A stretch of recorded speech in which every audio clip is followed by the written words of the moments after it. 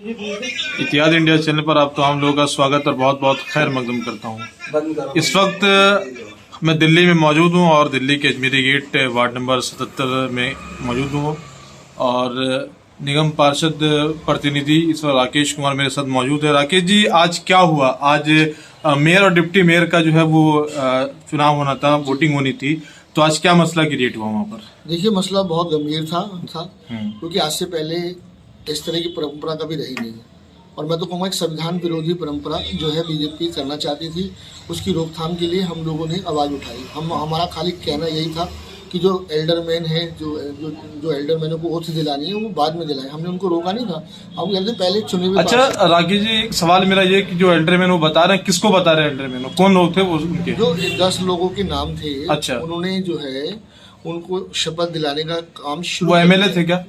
नहीं, वो मनोनीत व्यक्ति होते हैं। अच्छा, कोई भी होते हैं जो उनको नहीं थे ना वो एमपी थे। अच्छा। वो एक सामान्य व्यक्ति थे जिनको मनोनीत किया गया था। मनोनीत व्यक्ति होते हैं वो। पार्षद तो हम अपने दूसरी भाषा में कह देते हैं।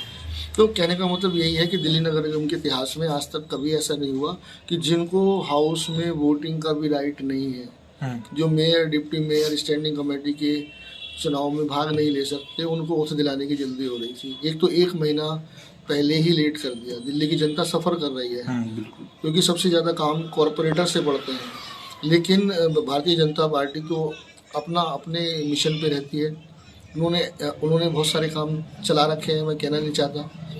जो उनका मिशन है लोटस अभियान, जो उनका चलता रहता है हर वक्त। 1 महीना जो ओथ लेट कराई गई, उसके पीछे यही है कि किसी तरीके से आम आदमी पार्टी के पार्षद, कांग्रेस के पार्षदों, इंडिपेंडेंट पार्षदों को तोड़ा गया। और उसके बाद अब इन्होंने क्या कहा कि अब उन्होंने दूसरे रास्ते से कि भाई ठीक है, अगर सरकार हमारी नहीं बन रही है इस तरीके से, तो वो मनोनीत पार्षदों के जरिए उनको वोटिंग राइट दे के वो अपनी सरकार बनवाना चाहते थे। तो हमारा तो खाली यही कहना था कि ऐसे दिल्ली नगर निगम के इतिहास में आज तक कभी ऐसा नहीं हुआ कि पहले मनोनीत पार्षदों को शपथ दिलाई गई। हमने उसका विरोध किया, लेकिन वो जबरन करा रहे थे तो हंगामा होना निश्चित था।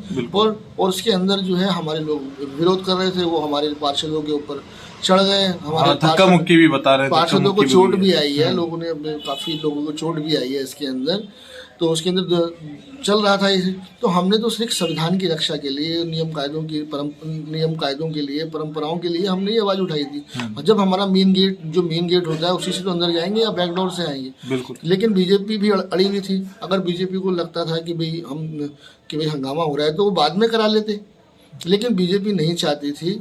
वो तो यही चाहती है कि ओथ ना हो और ये लोग ऐसे ही चलते रहें। और हमारा जो एक अभियान चला हुआ है, लोटस अभियान, उसमें वो अपने को कामयाब करना चाहते हैं। 1 महीना पहले ही लेट हो गए हैं।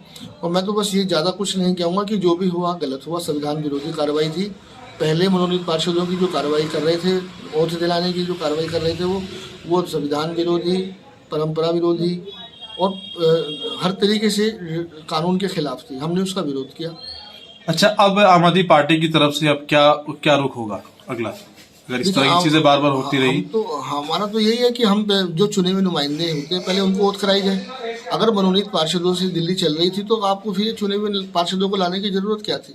नहीं, इस तरीके से अगर धक्का मुक्की होगी तो क्या एलजी से मिलेंगे केजरीवाल? एलजी साहब से तो हमें कोई उम्मीद ही नहीं है। एलजी साहब तो करवा ही रहे हैं। अच्छा, एलजी साहब भी करवा रहे हैं। देखो, मैं आपको बताता हूँ, 2017 के अंदर जब हम पहली बार नगर निगम में चुन के गए थे, मैं आम आदमी पार्टी का नेता विपक्ष था, तो वहाँ पर भी एक समस्या आई थी। इन्होंने पहले अपने मेयरों की शपथ दिला ली थी और उसके बाद जोन के इलेक्शन भी डिक्लेयर कर दिए थे। हमारे मनोनीत पार्षदों की इन्होंने, जबकि एलजी साहब ने अप्रूवल भी दे दी थी, लेकिन ये चाहते थे कि भाई बगैर ओथ से पहले हमारे जोन के इलेक्शन भी हो जाए। तो हमें कोर्ट जाके उनको ओथ दिलानी पड़ी थी। तो हमें, जब हमारे एल्डरमैन चुने जाते हैं तो ये किसी चीज़ का इंतजार नहीं करते, अपने सारे चुनाव कर लेते हैं, जोन के चुनाव भी कर लेते हैं। ये तो हमने कोर्ट में जाके उसको स्टे कराया और उनको जोन के इलेक्शन के अंदर वोटिंग राइट उनका दिलवाया।